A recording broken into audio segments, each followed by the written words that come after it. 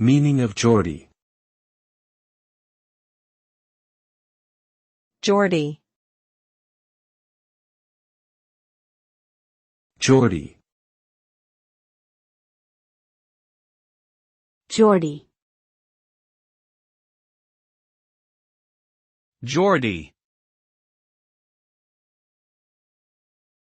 The term Geordie is often used to refer to people from the Tyneside area of northeast England, particularly Newcastle upon Tyne. The origin of the term is unclear, but it is thought to have derived from the name George, which was a popular name in the region. Geordie can also refer to a dialect spoken in the same area, characterized by features such as the pronunciation of OO sounds as U, and the use of words such as canny, meaning nice or good.